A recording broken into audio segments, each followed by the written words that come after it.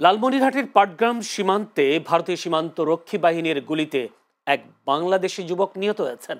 আজ উপজেলার জোংরা ইউনিয়নের শমশের নগরী সীমানা পিলারের কাছে এই ঘটনাটি ঘটে। নিহত সবুজ মিয়া ওই এলাকার সিরাজুল ইসলামের ছেলে।